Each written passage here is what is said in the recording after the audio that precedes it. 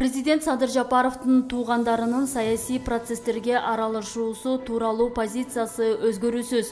Бул тууралуу президенттин маалымат катчысы Эрбол Султанбаев билдирди. Президент Садыр Жапаровдун туугандарынын саясий процесстерге аралашуусу тууралуу позициясы өзгөрүүсүз. Мамлекет башчысы буга чейин өзүнүн жакын туугандарынын саясий процесстерге аралашуусуна, ошондой эле кайсы бир жогорку мамлекеттик кызматтарды ээлешине жол бербесин бир нече жолу белгилеген, дейт ал. Эске салсак, президент Садыр Жапаровдун уулу Рустам Жапаров парламенттик шайлоого даярданып жатканы боюнча депутат Дастан Бекешев маалымат тараткан.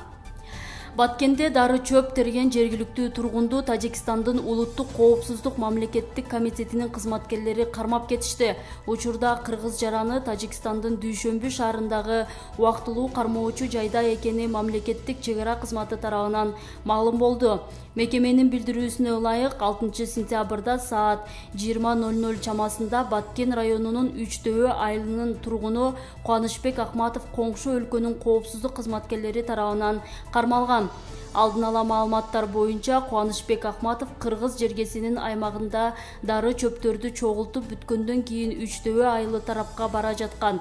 Тажикстандын коопсуздук кызматкерлери Акматовду Тажикстандын жарандарына чөп сатуу ниети бар деп айыптап, транзиттик жолдун кармап кетишкен. Кармоо учурунда кыргыз жаранынын жанынан 100 килограмм болгон болжол менен чайыр чөп же чаар куурай табылган.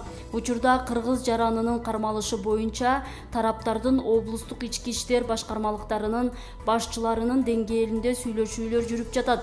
Жакын арада Кыргыз өлкөсү менен Тажикстандын чек ара өкүлдөрүнүн жолугушуусу болот. Анда Акматовду өз мекенине кайтаруу маселеси турат. Тажик тараптын маалыматына ылайык, азыркы тапта кыргыз жараны Дүйшөмбүдө убактылуу изолятордо жатат, дешти маалымат кызматынан.